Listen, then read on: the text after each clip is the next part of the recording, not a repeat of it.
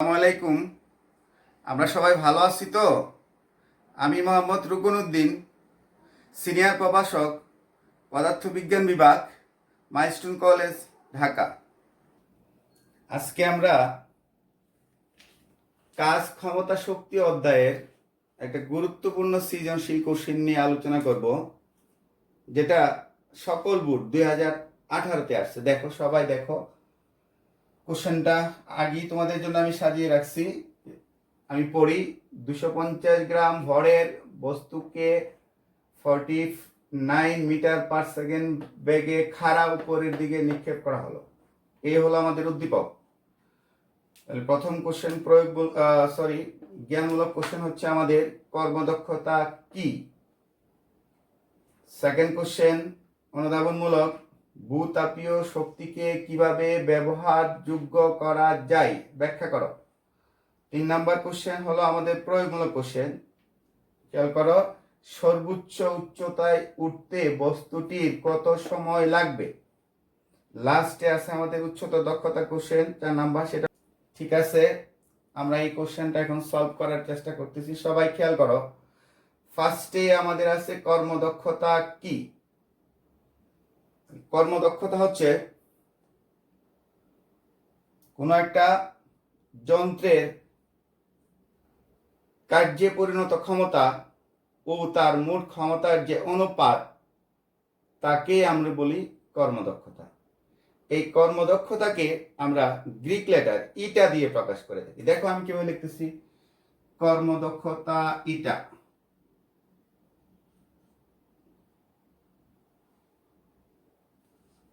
কর্মদক্ষতা ইটা equals to কার্যে পরিণত ক্ষমতা। কার্যে পরিণত ক্ষমতা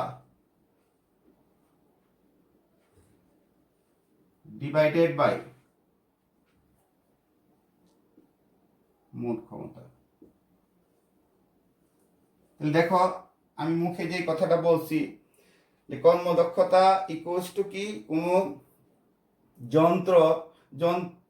যন্ত্রের কার্যে পরিণত ক্ষমতা ও মোট ক্ষমতার যে অনুপাত, একে আমরা বলি কর্মদক্ষতা। এই কর্মদক্ষতার মান সব সময় একের চেয়ে কম হয়, আর সেই জন্যই এই কর্মদক্ষতাকে আমরা শতকরা হিসাবে প্রকাশ করে থাকি। কেন আমরা পার্সেন্টেজটা দিলাম বুঝতে পারছি?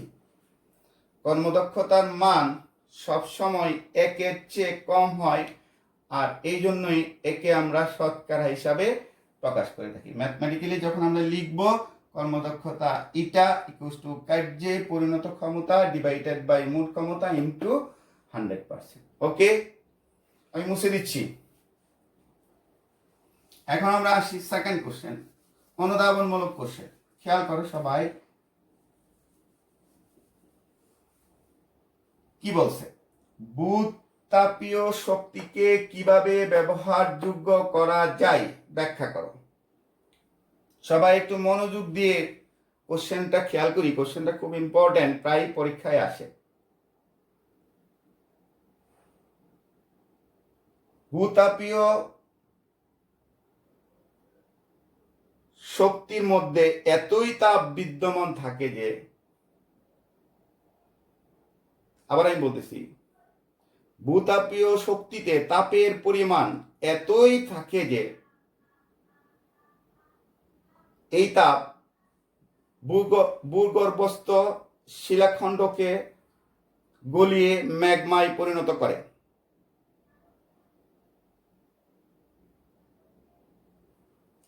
এই গলিত শিলা বা ম্যাগমা যখন ভূগর্ভস্থ পানির সংস্পর্শে আসে, তখন দেখা যায় কি, ভূগর্ভস্থ পানি বাষ্পে পরিণত হয়ে যায়।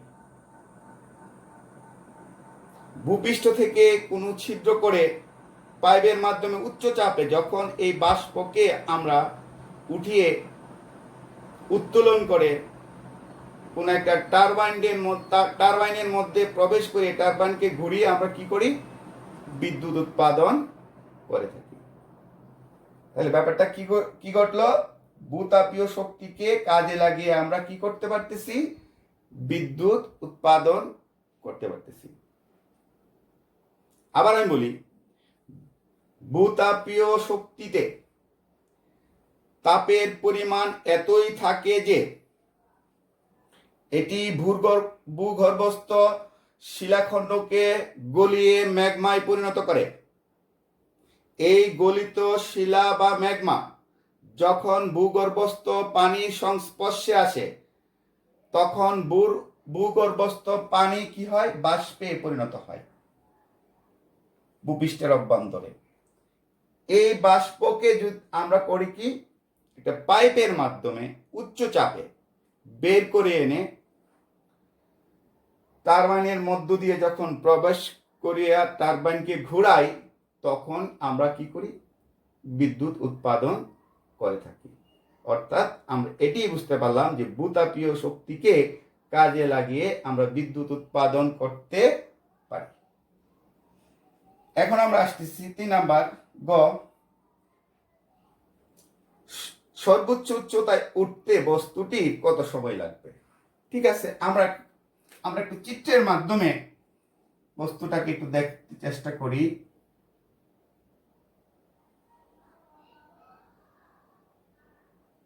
খেয়াল করো তোমরা সবাই।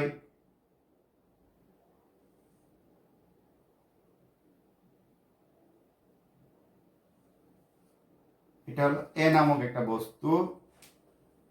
এই বস্তুটাকে খাড়া উপরের দিকে কত 49 মিটার পার সেকেন্ড বেগে আমরা উপরের দিকে নিক্ষেপ করছি। আর এই বস্তুটার ভর m ইকুয়াল দেওয়া আছে আমাদের, দেখো 250 গ্রাম, ইকুয়াল টু কত 0.25 কেজি। 1000 দিয়ে যদি ভাগ করি,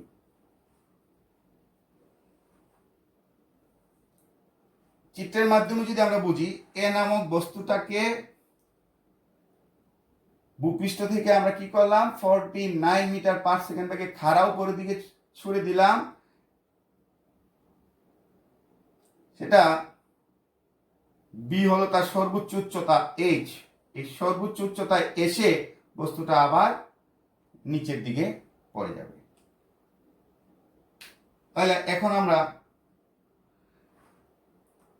সলিউশন করব যে সর্বোচ্চ উচ্চতায় উঠতে বস্তুটি কত সময় লাগবে। দ্যাট মিনস এই বস্তুটাকে বিতে উঠাতে কত সময় লাগবে। তোমরা খেয়াল করো, আমার দিকে খেয়াল করো, আমি মার্কারটাকে উপর দিকে ছুড়ে দিচ্ছি, সবাই খেয়াল করো। খেয়াল করছো? অর্থাৎ মার্কারটা সর্বোচ্চ উচ্চতায় ওঠার পরে, অর্থাৎ যতই সে উপরে উঠতেছে ততই তার বেগ কমতেছে কমতেছে কমতেছে, সর্বোচ্চ উচ্চতায় গিয়ে তার বেগটা শূন্য হয়ে যাচ্ছে। বিদায় মার্কারটা আর উপরে যেতে পারতেছে না, আবার নিচের দিকে ব্যাক করে চলে আসবে। আমাদের এখানে তো দ্রুপ এই 250 গ্রাম ভরের বস্তুটা এই বি সর্বোচ্চ অবস্থানে উঠার পরে তার বেগটা কি হয়ে যায়? শেষ বেগটা শূন্য হয়ে যায়। তাহলে আমরা কি জানতে পারলাম? সর্বোচ্চ উচ্চতায় যে কোনো একটা বস্তুর শেষ বেগ 0। তাহলে ধরি সর্বোচ্চ উচ্চতায় উঠতে টি সময় লাগবে। ধরি বস্তুটি সর্বোচ্চ উচ্চতায়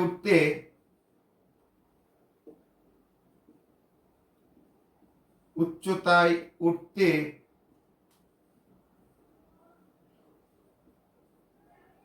টি সময় লাগবে। রাইট? সবাই বুঝে নিন। এখন আমরা একটা জিনিস খেয়াল করব, পরন্ত বস্তুর ক্ষেত্রে বস্তু যখন উপর থেকে নিচে পড়ে তখন আমাদের গতির সমীকরণগুলা হয় প্লাস, আর যখন নিচ থেকে উপরে ওঠে তখন গতির সমীকরণগুলা হয় মাইনাস। তাহলে আমরা জানি v শেষ বেগ v equals to u minus GT. যেহেতু বস্তুটা নিচ থেকে উপরে উঠতেছে, সমীকরণটা দেখো আমি একটু আগে বলছিলাম মাইনাস হয়ে গেছে। আমাদের টি এর মান বের করতে হবে। বেগ v equals to u minus GT. তাহলে সর্বোচ্চ উচ্চতায় বেগ 0 ইকুয়ালস টু ইউ হলো আমাদের আদিবেগ। আদিবেগটা কত? 49 মাইনাস জি এর মান 9.8 ইন্টু কত? টি। বা যদি একবার লিখে ফেলি t equals to 49 divided by 9.8 equals to 5 second হয়ে গেল। লিখে ফেলো, আমি কিন্তু মুছে দিব।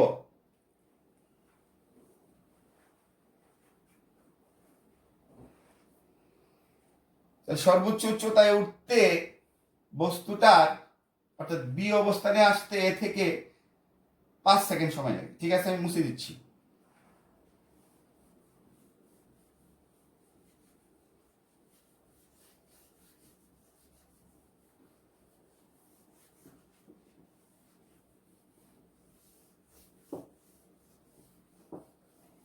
এরপরে কোশ্চেনটা আমরা দেখি, উচ্চতর দক্ষতার কোশ্চেন যেটা। দেখো সবাই খেয়াল করো, দেখাও যে নিক্ষেপের শুরুতে, দ্যাট মিন্স এই অবস্থানে বস্তুটির মোট শক্তি সর্বোচ্চ উচ্চতার মোট শক্তির সমান।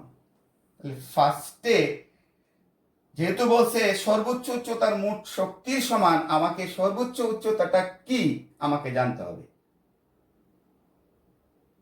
তাহলে সর্বোচ্চ উচ্চতা ধরি সর্বোচ্চ উচ্চতা এইচ, ধরি সর্বোচ্চ উচ্চতা এইচ মিটার। দেখো চিত্রের মধ্যে এ থেকে বি, সেই এইচটা আমাদের আগে বের করে নিতে হবে। ঠিক আছে, আমরা জানি v square equals to u square minus 2g H. আবার পূর্বের মতোই আমরা জানি সর্বোচ্চ উচ্চতায় যে কোনো বস্তুর বেগ কত? 0 equals to 49 square minus 2 into 9.8 into H. সুতরাং এইচ ইকুয়ালস টু আমরা লিখতে পারি 49 স্কোয়ার ডিভাইডেড বাই 2 ইন্টু কত? 9.8। এখন একটা ক্যালকুলেটরের সাহায্যে যদি আমি ক্যালকুলেশন করি, সেটা পাই 122.5 মিটার। 122.5 মিটার পেয়ে গেলাম, সর্বোচ্চ উচ্চতা পেয়ে গেলাম। কত? 122.5 মিটার। আমি লিখে দিচ্ছি এইচ ইকুয়ালস টু 122.5 মিটার। লিখে ফেলো, আমি মুছে দিচ্ছি কিন্তু। ওকে, হ্যাঁ, এখন সর্বোচ্চ উচ্চতা পেয়ে গেছি। এখন আমাদের জন্য ইজি হয়ে গেল ব্যাপারটা। ফার্স্টে কি বললো? নিক্ষেপের মুহূর্তে মোট শক্তি আমাদের বের করতে হবে। এরপর আমাদের বের করতে হবে সর্বোচ্চ উচ্চতায়, দ্যাট মিন্স বি অবস্থানে মোট শক্তি। এই দুই মোট শক্তি সমান আমাদের প্রমাণ করতে হবে। তাহলে আমরা বের করি নিক্ষেপের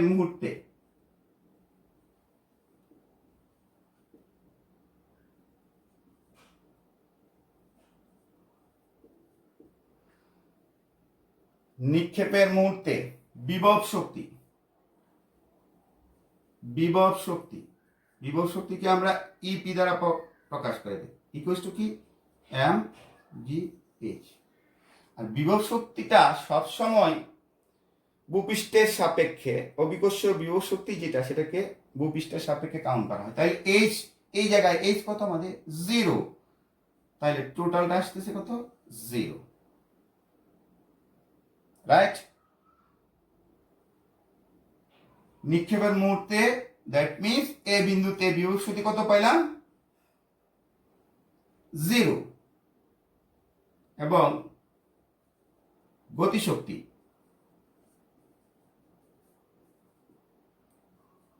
ইপি ইকুয়ালস টু কি? Half m v square. তাহলে এটা হবে আমাদের EK equals to half m v square. এমটা কি বস্তুটার ভর, বস্তুটার ভর কত, কেজিতে যদি আমরা নিচ্ছিলাম 0.25 ইন্টু ভি, বস্তুটার বেগ কত 49 স্কোয়ার। এটাকে যদি আমরা ক্যালকুলেশন করি তাহলে আমরা পাবো 300.125 জুল, রাইট? শক্তির একক জুল, তাই গতি শক্তি, বিভব শক্তি যাই বলি সবগুলার এককে হচ্ছে আমাদের জুল। তাহলে আমরা কি পাইলাম, নিক্ষেপের মুহূর্তে বিভব শক্তি পাইলাম 0, উপরে আমি মুছে দিচ্ছি, বিভব শক্তি পাইলাম 0, আর নিক্ষেপের মুহূর্তে গতি শক্তি পাইলাম কত 300.125 জুল। তাহলে নিক্ষেপের মুহূর্তে মোট শক্তি বা মোট শক্তির অপর নাম হলো যান্ত্রিক শক্তি। মোট শক্তির অপর নাম কি, যান্ত্রিক শক্তি, equals to EP plus EK, equals to EP 0 আর ইকে আমরা পাইছি কত 300, আমরা মুছে দিই এটা তাহলে আমাদের বুঝতে সুবিধা হবে। 0.125 equals to 300.125 জুল। এটা আমরা মনে রাখবো। দ্যাট মিনস নিক্ষেপের মুহূর্তে, দ্যাট মিনস এই অবস্থানে মোট শক্তি বা যান্ত্রিক শক্তি আমরা পাইছি কত 300.125 জুল। এখন আমরা বের করব সর্বোচ্চ উচ্চতায়, দ্যাট মিনস বি অবস্থানে মোট শক্তি বা যান্ত্রিক শক্তি কত। সবাই লিখে ফেলো, আমি মুছে দিব।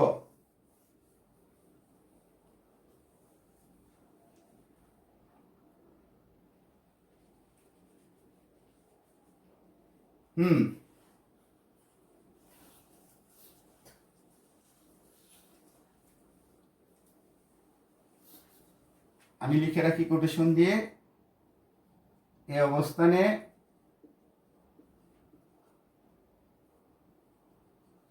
মোট বা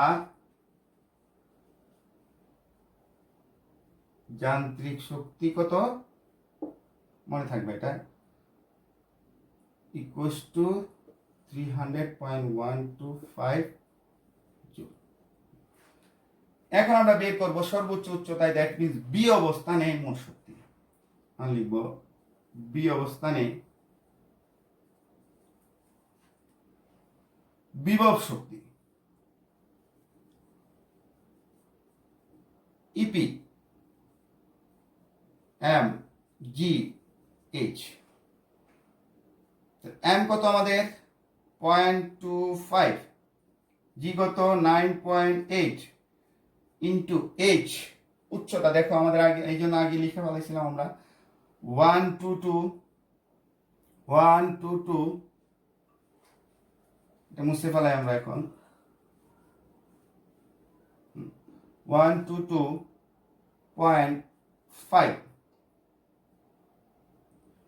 এটাকে যদি আমরা ক্যালকুলেশন করি আমরা পাবো 300.125 জুল। তাহলে বি অবস্থানে আমরা বিভব শক্তি পেয়ে গেলাম, দ্যাট মিনস সর্বোচ্চ অবস্থানে। এখন বি অবস্থানে গতি শক্তি,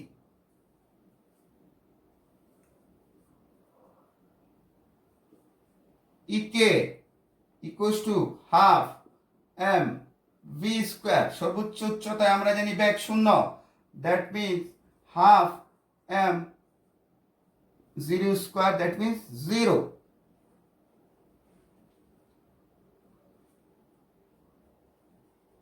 লিখো তোমরা, আমি মুছে দিচ্ছি।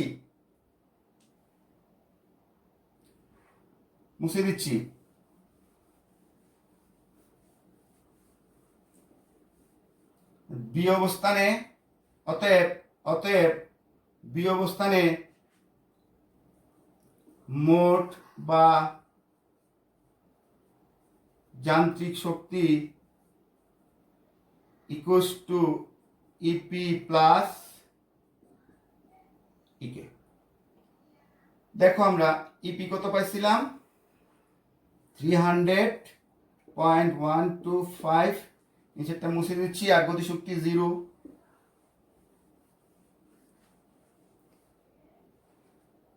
Plus 0 equals to 300.125 joule.